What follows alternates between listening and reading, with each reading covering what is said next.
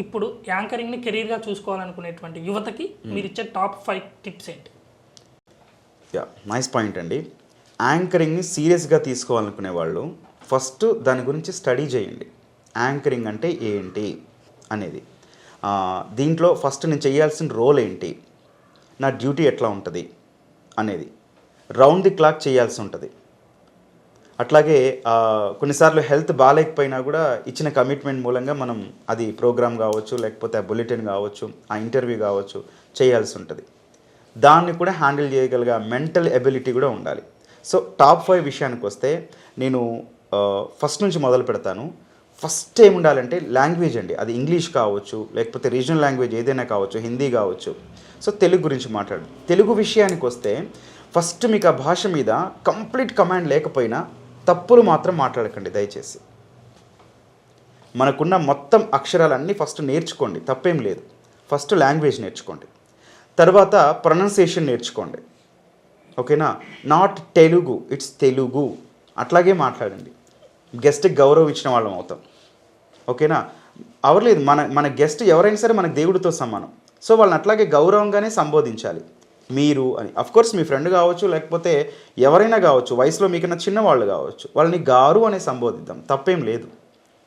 అది number 2 quality. And number 3కి వచ్చేసరికి మీరు ఫస్ట్ మీ డ్రెస్సింగ్ సెన్స్.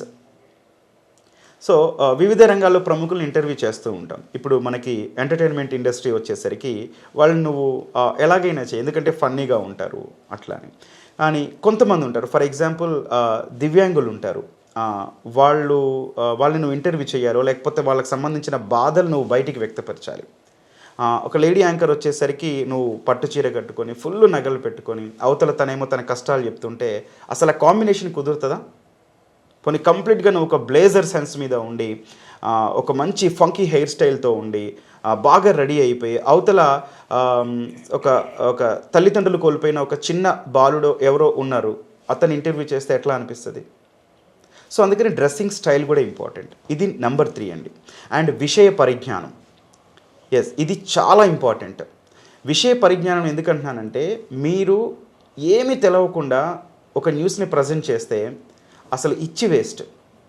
అది ఆ ఛానల్ కావచ్చు, లేదంటే వ్యక్తిగతంగా మీకు కావచ్చు, ఖచ్చితంగా డ్యామేజ్ అవుతుంది. సో విషయ పరిజ్ఞానం మీద ఖచ్చితంగా మీకు అవగాహన ఉండాలి. సో 100% అవగాహన లేదు, కొన్ని సందర్భాల్లో తెలుసుకోవచ్చు. ఇప్పుడు మీకు తెలియదు ఏఐ టెక్నాలజీ గురించి, మీరు ఒక నిపుణుని ఇంటర్వ్యూ చేస్తున్నారు అనుకుందాం. సో అసలు ఆ టెక్నాలజీకి సంబంధించి అసలు కొత్తగా వచ్చిన ఏంటి సార్, అసలు ఏఐ టెక్నాలజీ అంటే కామన్ మ్యాన్కి కూడా ఎట్లా అర్థం కావాలి. సో ఇట్లా వెళ్ళొచ్చు. సో మీకు కొంచెం విషయ పరిజ్ఞానం అయితే అందులో మీకు పనిచేస్తుంది. అండ్ లాస్ట్ థింగ్ వచ్చేసి ఓవరాల్గా సమప్ చేసే విధానం కూడా మీకు తెలిసి ఉండాలి. ఇప్పుడు ఫర్ ఎగ్జాంపుల్ ఒక డాక్టర్ని ఇంటర్వ్యూ చేస్తారు. సో ఆయన ఏం చెప్తారంటే, కొన్ని కేసెస్లో మనకి బైపాస్ సర్జరీ అవసరం లేదండి అని చెప్పి ఆయన ముగిస్తాడు. కానీ యాంకర్ సమప్ చేసే విధానం ఎట్లా ఉండాలి అని అంటే, అసలు బైపాస్ సర్జరీ అవసరం లేదంటున్నారు ఈ డాక్టర్, ఇది ఇవాళ డిస్కషన్. అట్లా కాదు, అది చాలా తప్పు అవుతుంది. సో ఈ కేసెస్లో అసలు బైపాస్ సర్జరీ కూడా అవసరం లేదంటున్నారు అని మీరు సమప్ చేసే విధానం ఇంపార్టెంట్ అనమాట. సమప్ అంటే ఆ న్యూస్ బులెటిన్ కావచ్చు, లేకపోతే ఏదైనా కంటెంట్ కావచ్చు అని దాన్ని ఎండ్ చేసే విధానం మాత్రం చాలా చాలా చాలా ఇంపార్టెంట్. సో ఇంకా కూడా ఉన్నాయి, ఈ 5 మాత్రం మోస్ట్ అండి. ఈ 5 నేర్చుకున్న వాడికి మాత్రం యాంకరింగ్ ఫీల్డ్లో తిరిగైతే ఉండదు. అండ్ నేను మీ ద్వారా చెప్పేది కూడా ఒకటేనండి. సో మీరు లాంగ్వేజ్ మీద మీరు ఎంత కమాండ్ తెచ్చుకుంటే మీరు అంత టాప్ యాంకర్ అవుతారు. మీరు ఇప్పటి వరకు ఉన్న టాప్ యాంకర్స్ అందరినీ గమనించండి. ఇంగ్లీష్ కావచ్చు, హిందీ కావచ్చు, మనకి ఫారిన్ ఛానల్స్లో కూడా కావచ్చు, వాళ్ళ లాంగ్వేజెస్ని అసలు ఎంత బాగా ప్రొనౌన్స్ చేస్తారంటే వినబుద్ధి అవుతుంది. సరే, ఇప్పుడు జెన్జీ తరం అంతా యాంకరింగ్ రంగంలోకి వస్తుంది. ఈ జెన్జీ తరం యాంకరింగ్ రంగంలో చేసేటువంటి ప్రధాన మిస్టేక్స్ ఏంటి? అంటే మీరు చాలా మందిని చూసుంటారు మీ ముందు, కొత్తగా వచ్చిన వాళ్ళు ప్రధానంగా ఇప్పుడు వచ్చే తరం చేసేటువంటి యాంకరింగ్లో చేసేటువంటి ప్రధాన మిస్టేక్స్ ఏంటి? అండి, యాక్చువల్లీ అంతమంది రావడం నిజంగా చాలా హ్యాపీ అనిపిస్తుంది. ఎందుకనంటే నాకు కార్లు కావచ్చు, లేకపోతే సెల్ ఫోన్ టెక్నాలజీ మీద నాకు అవగాహన లేదు అనుకుందాం. సో దాని మీద అవగాహన ఉన్నవాళ్ళు ఒక కంటెంట్ ఇస్తున్నప్పుడు నాకు ఏ మొబైల్ కొనుక్కోవాలి, లేకపోతే ఏ కార్ కొనుక్కోవాలి, లేకపోతే కార్ డ్రైవింగ్లో కొంతమంది మెలకువలు చూస్తూ ఉంటాము కొన్ని ఛానల్స్లో.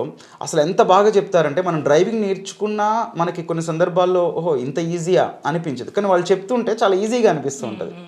సో నాకు ఆ కంటెంట్ మాత్రం చాలా ఇష్టం అండి. ఇక్కడ ఇంకొక ఎగ్జాంపుల్ షేర్ చేస్తానండి. ఒక డయాలసిస్ పేషెంట్ జరుగుతుంది, ఒక 60 ఇయర్స్ పైబడిన ఆవిడ. ఒకసారి మామూలు జర్నీలో భాగంగా ఆవిడతో మాట్లాడుతున్నప్పుడు ఆవిడ నాకు బ్లడ్ తక్కువ ఉందయ్యా, సో నేను బ్లడ్ కోసం ఇప్పుడు నేను అంటే నేను మరి బ్లడ్ ఇవ్వాలా మీకు ఎవరంటే, అవసరం లేదు, ఒక ఇంజెక్షన్ ఉంటుంది మాకు డార్బిఫిన్ అని, అది వీక్లీ వన్స్ తీసుకుంటే కొంచెం ప్రొడ్యూస్ అవుతుంది బ్లడ్ అని. అవునా, ఎట్లా తెలిసిందమ్మా మీకు అది అని? మొన్న యూట్యూబ్ ఛానల్లో చూసినా అయ్యా, వాళ్ళు బాగా చెప్పారు, తర్వాత నేను ఆ డాక్టర్ దగ్గరికి వెళ్ళినా అవునమ్మా అని కూడా అన్నారు. నాకు అసలు చాలా ఆశ్చర్యం అనిపించింది. సో ఇంత ఒకరి వల్ల ప్రాణమే నిలబడింది అనుకోవచ్చు కదండి. సో ఇంత యూజ్ అవుతున్నప్పుడు కొన్ని చిన్న చిన్న పొరపాట్లు, ఇక్కడ మెయిన్ పొరపాటు అంటే వాళ్ళు చేసే మిస్టేక్స్ అని జరుగుతూ ఉంటాయి, ఎంత కేర్ తీసుకుని ఒక్కోసారి జరుగుతుంటాయి. కానీ దయచేసి పెయిడ్ ప్రమోషన్ ఇవ్వాలి అన్న దాంట్లో ఏది పడితే అది ప్రమోట్ చేయకండి. కొన్ని చూస్తుంటాం మనం, అసలు ఈ హెయిర్ ఆయిల్ రాసుకుంటే ఇంకా మీకు అసలు జుట్టు ఊడదు, లేదా అసలు జుట్టు తెల్లబడదు. అవసరమా అండి? అసలు ఆ సెన్స్ ఉందా అసలు? సో ఇట్లాంటి సెన్స్ లేకుండా దయచేసి చెప్పకండి. నెక్స్ట్ ఇంకొక విషయము, దయచేసి ఎల్డర్స్ని, పెద్దవాళ్ళని, విమెన్ని మాత్రం ఖచ్చితంగా రెస్పెక్ట్ చేయండి. ఇప్పుడు పాపం ఎవరో కెమెరా కనపడగానే ఆతృతగా వాళ్ళ పెన్షన్ రాలేదయ్యా అని చెప్పడానికి వస్తారు. నడా, అవసరం లేదు. అట్లాంటివి ఫీల్డ్లో ఖచ్చితంగా జరుగుతాయి. మీరు వినకపోతే దయచేసి రెస్పెక్ట్ ఇవ్వండి, ఉమెన్కి కావచ్చు, చిన్నపిల్లలు కావచ్చు, పెద్దవాళ్ళకి. సో ఖచ్చితంగా రెస్పెక్ట్ ఇవ్వండి. పని ఒత్తిడిలో కావచ్చు, లేకపోతే చెయ్యాలి వర్క్ ప్రెషర్ కావచ్చు, ఇవన్నీ కావచ్చు. కానీ రెస్పెక్ట్ ఇవ్వకపోవడం మూలంగా ఖచ్చితంగా మీ ఛానల్కి బ్యాడ్ నేమ్ వస్తుంది. రేపొద్దున మీరు హవెవర్ ఎంత పెద్ద యాంకర్ అయినా సరే ఆవిడ దృష్టిలో మీరు విలనే. సో కాబట్టి ఇట్లాంటి మిస్టేక్స్ చేయకండి. అండ్ మామూలు కమ్యూనికేషన్కి వచ్చేసరికి మీరు ఎవరినైనా ఇంటర్వ్యూస్ కావచ్చు, లేకపోతే చిన్న కంటెంట్ ఇద్దాం అనుకుంటున్నారండి. మనకి ఇప్పుడు నుమాయిష్ హైదరాబాద్లో బాగా జరుగుతుంది. సో నుమాయిష్కి సంబంధించి ఒక స్టాల్కి వెళ్తారు. వావ్, అద్భుతం, ఆ ప్రైజ్కి తగ్గట్టు అతను ఇస్తున్నాడు. సో దాన్ని అంతే డెలివరీ చేయండి. మీ ఎగ్జైట్మెంట్ని అందరి ఎగ్జైట్మెంట్గా మార్చకండి. అది అన్నిట్లో వర్తిస్తుంది మీకు. ఓకేనా? ఇంకొక పాయింట్ చెప్తాను. ఒక ఆవిడ వందే భారత్ ఎక్స్ప్రెస్లో వైజాగ్ వెళ్ళింది. నేను ఆ వీడియో చూశాను. ఫ్రెండ్స్, అసలు వద్దు ఫ్రెండ్స్, ఈ ట్రైన్ తీసుకోకండి, దీని బదులు ఫ్లైట్లో వెళ్ళడం ఈజీ, అసలు బస్సులో వెళ్తే ఈజీ అంటారు. యాక్చువల్లీ అక్కడ జరిగింది ఏంటి అని అంటే, ఆమె లాస్ట్ మినిట్లో బుక్ చేసుకోవడం వల్ల కావచ్చు, లేకపోతే కో ప్యాసింజర్ వల్ల ఆమెకు ఇరిటేట్ కావచ్చు. ఇది చెప్పదు, అసలు ఈ ట్రైనే వద్దు ఫ్రెండ్స్, వందే భారత్ కావచ్చు, అది బస్ కావచ్చు, ఏదైనా కావచ్చు. అంటే అక్కడ నీ ప్రాబ్లమ్ని అవతల ప్రాబ్లంగా ఎందుకు క్రియేట్ చేస్తున్నావు? సో దయచేసి నాకు ఈ ప్రాబ్లం జరిగిందని మాత్రమే చెప్పండి. సో దానివల్ల ప్రభావితం అవుతారు కాబట్టి ఇన్ని ఎగ్జాంపుల్స్ చెప్పాల్సి వచ్చింది. చాలామంది యాంకరింగ్ కెరీర్లోకి వస్తున్నారు. అసలు ఎలా ఉంది ప్రస్తుతం తెలుగు మీడియా రంగంలో? కెరీర్ స్టెబిలిటీ ఉందా యాంకర్ అవ్వాలనుకునేటువంటి వాళ్ళకి? స్టెబిలిటీ అయితే ఉందండి. మీరు యాంకర్ రంగాన్ని ఎంచుకోవాలి అనుకుంటే ఇక్కడ మళ్ళీ విమెన్కి వేరే ఉంటుంది, అమ్మాయిలకి వేరే ఉంటుంది, అబ్బాయిలకి వేరే ఉంటుంది. జస్ట్ అమ్మాయిలు ప్యాషన్తో వస్తారు, ఒక ఇంట్రెస్ట్తో వస్తారు, లేదా ఎవరినో చూసి ఇన్స్పైర్ అయ్యి వస్తారు. సో కొన్నేళ్ల వాళ్ళ కెరియర్ సరిపోతుంది. ఇంకొకటి ఫేమ్ కూడా చాలా త్వరగా వస్తుంది.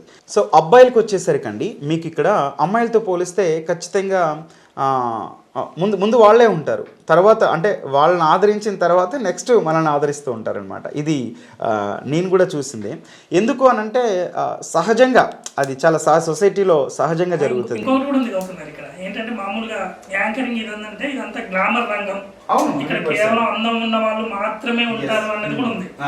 మామూలు రావడానికి ఇక్కడ అవకాశం లేదా అన్న క్వశ్చన్ కూడా ఉంది. కానీ ఇక్కడ వచ్చేసరికి కంప్లీట్ న్యూస్ ఫీల్డ్కి వచ్చేసరికి కంప్లీట్ మారిపోతుందండి. ఎట్లా మారిపోతుందంటే ఇప్పుడు జనరల్గా సరే ఎవరన్నా ఒక ఎంటర్టైన్మెంట్ ఫీల్డ్లో ఒక 10 ఏళ్ళు ఉన్నారంటే 11 నుంచి వాళ్ళ ప్రభావం కాస్త తగ్గుతూ ఉంటుంది, వాళ్ళ ఫేమ్ కాస్త తగ్గుతూ ఉంటుంది. అందరికీ కాకపోవచ్చు, బట్ తగ్గుతుంది. కానీ ఒక న్యూస్ ఫీల్డ్కి వచ్చేసరికి 10 ఏళ్ళ నీ ఎక్స్పీరియన్స్ అమోఘం. ఆ తర్వాత నువ్వు మాస్టర్ అయిపోతావు. నీకు అప్పటి వరకు ఉన్న ప్రతి బ్రేకింగ్ న్యూస్ డీల్ చేస్తావు, ప్రతి విషయాన్ని డీల్ చేస్తావు, అప్పటి వరకు వచ్చిన కొత్త టెక్నాలజీని అడాప్ట్ చేసుకోవడానికి రెడీగా ఉంటావు, ఇవన్నీ చేస్తూ ఉంటావు. సో ఇందులో స్టెబిలిటీ ఉంటుంది, ఫ్యూచర్ ఖచ్చితంగా ఉంటుందండి యాంకర్. ఇంకొక విషయం, ఇప్పుడు మనం అందరం ఊహించాము సోషల్ మీడియా ఎంత అభివృద్ధి చెందిందని. సో నెక్స్ట్ వచ్చే జనరేషన్లో ఏ యాంకర్స్ వస్తున్నారు అని చెప్పినా కూడా ఏ యాంకర్స్ కూడా లాస్ట్కి మనల్ని కాపీ కొట్టాల్సిన పరిస్థితి వస్తుంది. ఎందుకంటే అల్టిమేట్గా ఒక నచ్చిన ఫీచరో, లేకపోతే నచ్చిన వ్యక్తి వాయిసో, లేకపోతే నచ్చిన వ్యక్తి హెయిర్ స్టైలో కాపీ కొట్టాల్సిందే. కానీ బీట్ అయితే చేయలేదండి 100%. అది ఇదే మీరు మంచి క్వశ్చన్ చెప్పారు. ఇప్పుడు ఏ వస్తుంది చాలా తెలుగు మీడియా రంగాలు కూడా ఇప్పుడు కొత్తగా ఏ యాంకర్ని ప్రవేశపెట్టారు ఆల్రెడీ చేశారు. ఇది యాంకరింగ్ రంగం మీద ఎలాంటి ఎఫెక్ట్ పడుతుంది అంటే భవిష్యత్తులో ఇప్పుడే ఇలా ఉంటే సోషల్ మీడియా రాబోయే 5 ఏళ్లలో యాంకర్లు కనుమరుగైపోయే అవకాశం ఏమైనా ఉందా? ఇందులో నాకు 50-50 అభిప్రాయం అయితే ఉందండి. ఎందుకు 50 అంటున్నానంటే ఇప్పుడు కంప్లీట్గా ఒక ఛానల్కి నాకు ఏ కావాలి అని వాళ్ళు ఫిక్స్ అయ్యారనుకో, నువ్వు ఎంత బాగా చేసినా అల్టిమేట్గా ఆ ఏ వైపే వెళ్తారు. అదే సార్, అంటే ఇప్పుడు ఇందాక మీరు ఒక మాట అన్నారు ఏంటి, యాంకరింగ్ అంటే కేవలం మన వార్త చెప్పడం కాదు, ఇది సామాజిక బాధ్యత. 100%. ఇప్పుడు ఏ యాంకర్ల సామాజిక బాధ్యత ఎలా నిర్వర్తిస్తాయి? అక్కడి వరకే పరిమితం కదండి. ఏ ఈజ్ నథింగ్ బట్ ఒక కంప్యూటర్. అంటే నీకు ఇచ్చిన ప్రోగ్రామ్ని మాత్రమే నువ్వు అక్కడ చెప్తావు. కొత్తది తీసుకొచ్చో లేకపోతే ఒకరి ఎగ్జాంపుల్ చెప్తున్నానండి, ఒక పెన్షన్ రాని ఒక మహిళ బాధని ఒక ఏఐ యాంకర్ ఎట్లా చెప్పగలుగుతుంది? ఇంపాసిబుల్ అది కదా. నువ్వు ఇచ్చిన ప్రోగ్రామ్నే చెప్తావు, నీకు ఇచ్చిందే చెప్తావు. యువతల ఎంత చెప్పినా నో, నేను ఇదే ఫిక్స్ అయ్యాను, నాకు ఇదే వచ్చు, అంతే.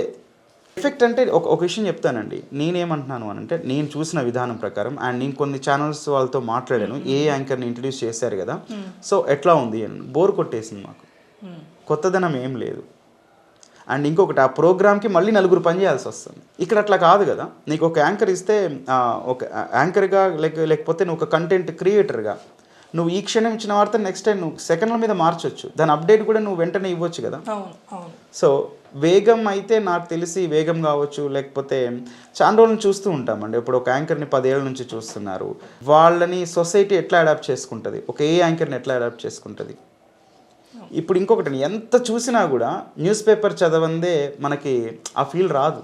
ఇప్పుడు డిజిటల్ జర్నలిజంలో స్పీడ్ ఉండాలా, యాక్యురసీ ఉండాలా?